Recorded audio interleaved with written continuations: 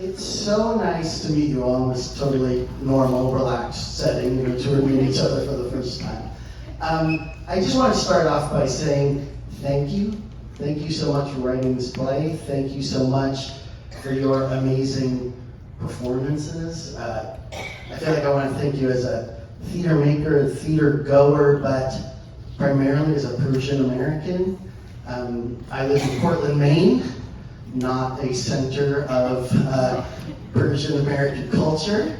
I'd hoped to see the play when it was on at the Atlantic. I have a young daughter, didn't make it down. Got to see it at the Lincoln Center Library on tape, and loved it.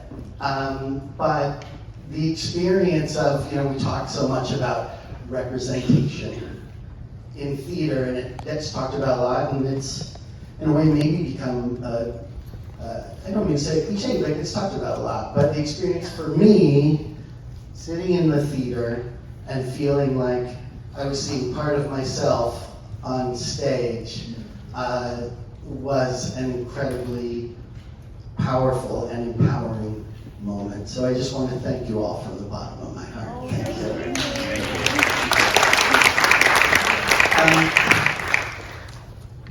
In terms of the play is so much about language and identity, and my own way into the play, or my own feelings about language and identity is my background is I relate to, I probably would have been one of Roya's grandchildren, in that my father came to this country and decided, no Farsi. I want you to assimilate. I don't want my kids to be confused in his mind, and I think it was a time perhaps when that was more the norm. So my own Persian American identity, in terms of the language of Farsi, I feel in terms of an absence.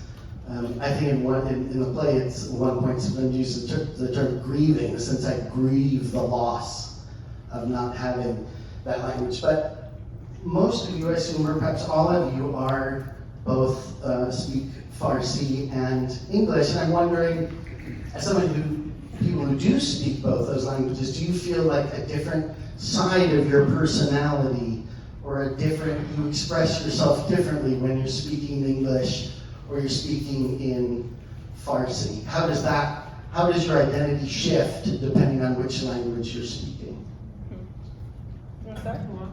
Since I have the mic, I guess I'll go first.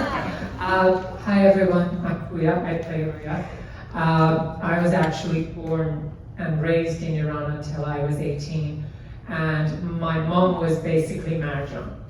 She taught English. My parents had lived in England in the 60s and 70s, and then they came back, and then revolution happened, and people kind of got stuck in a way. So for me, English was always part of my life, but I feel that I got to a point that I think in English because I've been in New York since I was 19, and now I'm in my mid-40s. So my adult self thinks and identifies in English. And then there's the childhood part of me, the nostalgia, the memories, the part that's somewhere at the back of my mind when I hear those songs that are played at the beginning, something happens, that part is in Farsi. But I guess it's more like the child version of me is in that language, and the adult version of me. And when I get to be around people who I don't have to translate, I don't have to code switch, that they have those same cultural references, we can speak Finglish with each other, and you don't have to worry, like, do they understand what that means? There's a certain joy in it because you feel that you kind of connect with someone fully and not just part of you, and you don't have to apologize, you don't have to translate, and there's a certain joy in that. You don't have to. For me, it's funny that I play Gulli because I'm complete opposite of her. I can only express myself better in Farsi. I was also born and raised in Iran, and I totally feel that my character shifts when I speak Farsi or English. And they know I've struggled quite a bit in the beginning of the rehearsals. I was like, I'm not funny. I can't, like, you don't understand. I'm funny in Farsi, but I'm just so yeah, that's my, But you're so funny. thank you. So unassuming. The general feeling I feel when I speak Farsi, which is the second language, is surprise that I remember any words, because I was born here in Albuquerque, New Mexico. So Farsi came secondary, and I did grammar school, and I was kind of there, and I've been to Iran twice, last time when I was 10.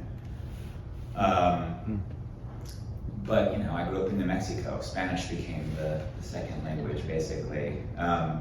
So what's interesting about this play for me, it feels like an inverse with the only character in the sense of the idea of kind of not quite feeling like you're a full thing, right? You're not quite fitting in here, you're not quite fitting in there because you're not quite 100% that thing or that thing. Yeah, that kind of speaks more to. So like, it feels like it's a part of me, but a part of me that I just don't know. That I just kind of hear in my parents' language when they speak Farsi with me sometimes. I was born in California, but I was raised very Iranian, and I speak Farsi, I'm a fluent Farsi speaker.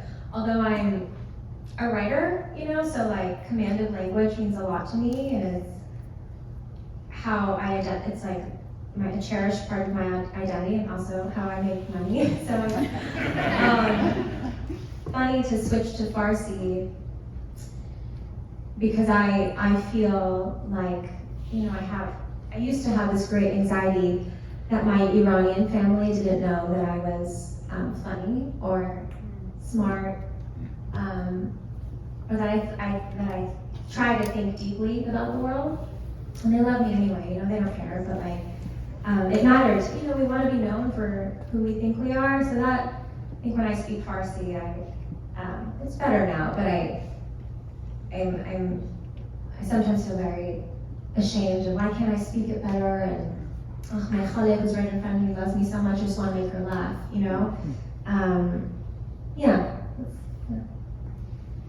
Yeah, I feel like, I don't feel like I changed my personality between both languages, but I was also born and raised in America, but I went to Persian school for like years, so I learned how to read and write, and we were very ingrained, and we were raised very Iranian. But I do think in both languages, and I think, the first thing that came to mind was just, you grow up as an Iranian kid, and our curse words are really bad, like they're really bad, like they go after your family. And so I used to no, it's really bad. And so I used to never curse in Farsi, especially around my parents, because I feel like it's so bad. But I feel like now I'm like super comfortable because I curse a lot in English, so I'm gonna do it in Persian too. So that's the only, I feel like, difference in my personality. It's the same It does. And following up on something that you were talking about, Babak, one of the things that really watched this play brought up for me, both being Persian American, but being biracial, is exactly what you're talking about. That sense of feeling like, I kind of don't fit in here, I kind of don't fit in there.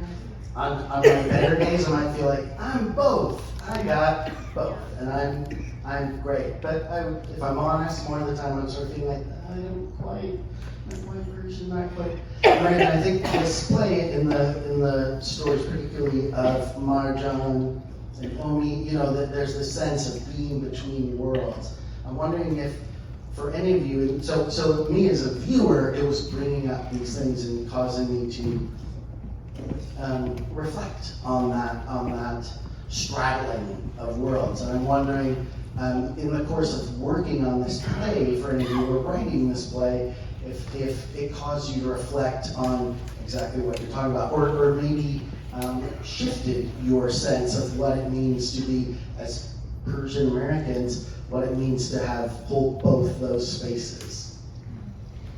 I feel like many of us in the diaspora have talked about this at length, where we always kind of feel like we have our foot in both worlds, because I grew up in America, and throughout middle school and high school, I was bullied a lot for being Iranian, and I grew up in I went to a predominantly white middle school and high school, so it was just like I was the unknown, and it's like I didn't really feel that way, but other people made me feel that way. And then there's also this thing of when we go to Iran, they always call us like Dokhtar Kharaji or Dokhtar Amrikai, which means like American girl or foreign girl. So in Iran, they think it's so cute we speak with our accents and we speak English, but they kind of don't look at us as fully Iranian. And here they don't look at us as fully American. So I feel like I just kind of lean into the fact that I'm both, and I finally came to terms in the last few years. I was like, that's actually my superpower, is that I have two cultures, two languages, two identities that I can draw from. So it's not a negative. And then the play just reminded me of that love of like, just lean into who you are, and that you can express yourself in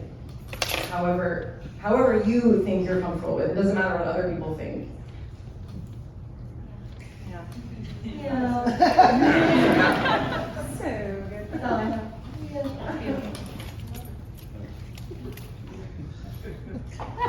Great. My own mic. One of the things that comes up in the play is the idea of Marjan takes the name of Mary for a while. Roya's granddaughter, is it Audrey? Claire. Claire. Claire, that's what it is, that's right. It makes me think, like, I've known a lot of Kavons who call themselves Kevin. I've known Babaks who call themselves Bob. Bobby, were you a Bobby? Bobby, yeah. Yeah. My father's Hossein. A lot of times he'll be someplace, I'll say, can I get a name? And I'll say Hossein, and they'll say, all right, Jose. And he just like, all right, I'm not gonna bother to, okay, I'm Jose. But I'm wondering if it's not too personal to ask, and you were saying, like, was there ever a point in your life where that was a pull in the way that it is for these characters to... Oh, as like an attractive pull to be like accepted in that way, to have Yeah. like a name that's more... Yeah, what was that? You know what the biggest thing of it was? Every time I went to a new year in school, Yeah.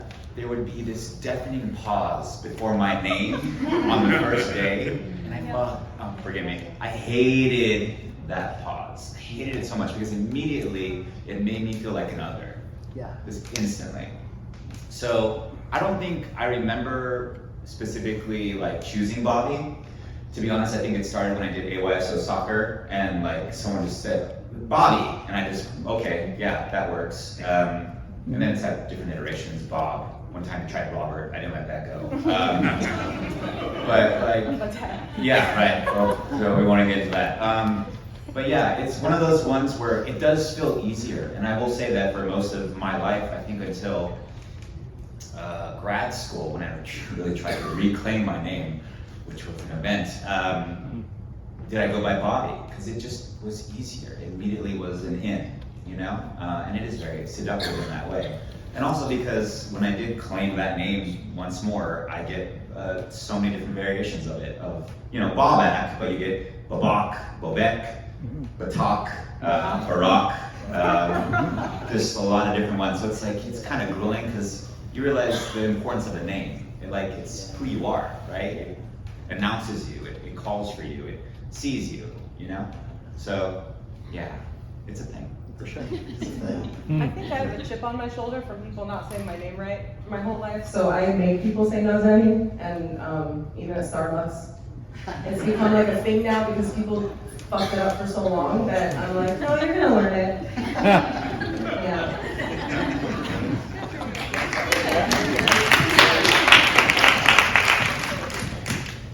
Another thing that comes up in this play is the idea of an accent. Getting an accent right, and it made me think about the word accent, and now in these different contexts, like if you're an artist and you're putting some accents on the painting, something a little different, it's like, it's good. It makes it better because it's different. If you're, we put accents in our hair, it's something, there are these very positive things of like, do something different, it makes it better. I think there's a spice that's called accent, you know. But this idea of when it comes to language, sometimes with an accent, there's a sense of like, no, get rid of that thing that makes you different. Yeah, you know, I reflect on my own family. My father had a weird, I guess, an accent via England, because he went to the British boarding school, came here. I had that experience of having a grandmother who had a very strong Persian accent, and that really terrible experience of being a kid and being embarrassed by it. That, you know, of course I'm embarrassed about now, but also being a kid who grew up in Texas, when I was embarrassed by this accent, and then moving to Northern Virginia and being like, hey y'all, how you doing? And they're like, you talk weird. And I was like, oh shit, I have an accent. Where in Northern Virginia? McLean. Oh, I'm from Arlington. Oh, okay, yeah. But that sense of then wanting to, so I went through not Persian accent, but wanting to lose my Texas drawl, which I kind of wish I had now, because I think it would be cool. But I don't anymore. But I'm wondering for any of you, particularly of people who might have not grown up in this country, was that, what, if there's a relationship anyone has with an accent they had, or just with accents in general, or thoughts about what it means to have an accent and the ways in which having an accent, the feeling not that other people might pigeonhole us for having that thing that's different. Yeah, I mean, I can say, I don't know if this, whatever I'll say, like, I think part of the reason I wrote this play was because I knew growing up that when people heard my parents' accents, they thought they were stupid. My parents are not stupid. In fact, they are speaking a second language, which is a sign of intellectual prowess. Such an important point. But I think we all know that. Like, I think that's true. And it just makes me, to this day, like, incredibly angry that these people who busted their asses to be in this country and are intelligent, are speaking a second language, have an accent, place a preposition in the wrong order, and there's an assumption that they're stupid. Like, it's a totally unjust, and makes my blood boil. And you know, I wrote this play after the travel ban with the Muslim ban. The travel ban was enacted, and you know, yeah. So it infuriates me. And I will also say, when I speak Farsi, I have an accent, and it drives me crazy. You know, and I hate when people point it out. You know, because I feel I love being Iranian. I feel very Iranian. I'm so connected to that part of myself. And you know, people will say like, "Oh, your accent is so cute," and it makes me sad. You know, but I listen to my parents speak English, and I love their accents. You know, accents are beautiful. You know, and I also, from this other side of it, felt also guilt when I wrote this play and asked actors to do accents, because accents have like a rough history with accents in media, on stage, on TV. But again, I was like bringing that bias, that there's still some part of me that believes an accent is embarrassing, you know? So like, whatever, this is lifelong work, but it's complicated. It's complicated for me. I have to say something about this because Elham actually says it, that you know, when Goli says they like accent and Elham says they like British accent, they like French accents, it's really a hierarchy of accents because we all have accents. But it's a matter of what is considered acceptable, what is considered fashionable, what is chic, as opposed to what is considered backwards. You know, my mom is a teacher. She got her master's at 50 when she came to this country. And she says something that I will always remember. She said, people think that I hear with an accent, or that I think with an accent. And it's really the judgment that is placed on you, which is usually guided by, you know, social prejudices and political prejudices. Because before 1979, you know, Iranians were coming to America, were going to Europe, and they had the same accent. But that accent was not considered to be backwards or inferior at that time. It's after the revolution that suddenly Iranians have to become Persians, so not to be attached to the Islamic Republic, that then that accent suddenly, it's no different than being Jews during the Nazis as opposed to before, the same people were there. But just suddenly that is not favored. That is something that has to be avoided, something that has to be hidden. Like Sanaz was saying, it's like our parents, they are intelligent people, they speak at least 2 languages. My mom speaks 3, but the fact that she has to explain herself. And when we do these characters, one of the most important things of the audience understanding that the joke is not the accent. The accents are, we try to make them as authentic to these people being, how their age, where they are in their understanding. But the struggle is the joke, and trying to make sure that we were not making fun of these characters, because like Sanaz says, these characters, the character that I play, she's like, when I speak her words, I think of my grandmother, I think of my mother, and I would be very ashamed of myself if anywhere in me I felt that I was making fun of this woman who is going out of her way to try to make a connection with her grandchild because somehow her language is not internationally fashionable. My name is Behram. Hi, Ben. Hi, Because I recently came to the United States after 4 times of failure in TOEFL exam. And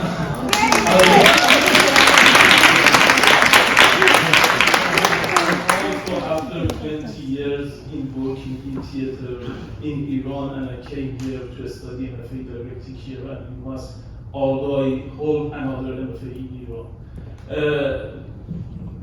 I just mentioned to say that for me, especially some part of this play was so different because I could feel those moments or make other imagination about those moments that I spent in this kind of environment that might, at least I know that one of you can know that what I'm talking about.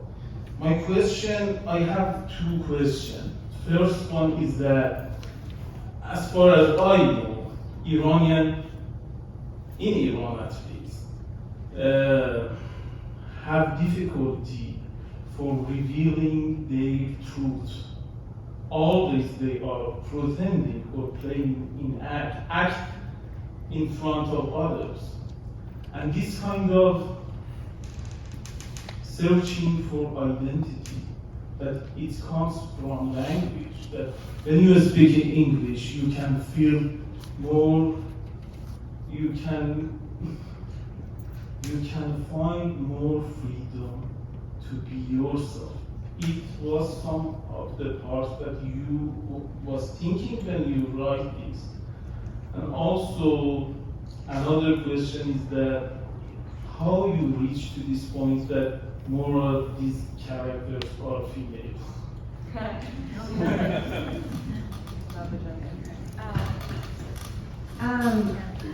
Well, for Bonnie, I think maybe English means freedom, not for Elham in any way.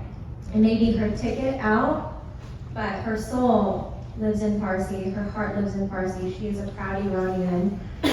She's devastated, I think, to have to reach that decision to leave Iran.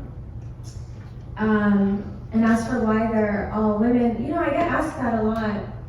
I never thought about it until people started asking me and told them, I'm one. I really don't know. I think I must think more. I must in some way find women more interesting. But that's my experience. And I was raised by strong Iranian women. I'm surrounded by strong Iranian women. They're my world, So, yeah, I think they're easier to write for me. I love them. I love them more. Love the men. Men's good. Women better. But yeah, I think that's. I don't know if anyone has any different Maybe the first question. Anyone have a different response? Yeah. Thank you so much for coming. Congratulations. So Sanaz, my wife and I actually have had the honor to see you act in your plays twice. Because we happened to be there. Do you come to wish you were Yes, here? we happened to be there the night you were acting. So the question is, how does it feel to act in your own plays? Thank you so much for coming to both. I'm sorry I was stepping in for her. I wish you were here. How does it feel to act in my plays? It's very challenging. I would have made some rewrites if I had done the original production. But I had an amazing actress who didn't need any rewrites. I'm really scared every night. I have intense stage fright. I used to be an actor a very long time ago. I'm a writer, like in my soul, I'm a writer. I'm more comfortable like being in the dark over there than here. But, you know, I was totally scared out of my mind, but I felt like, why not step back into acting here with like this cast who's done it before, with KNUD, who was our director in New York. It was just the safest place to fail, so I thought, whatever. You didn't fail. Thank you.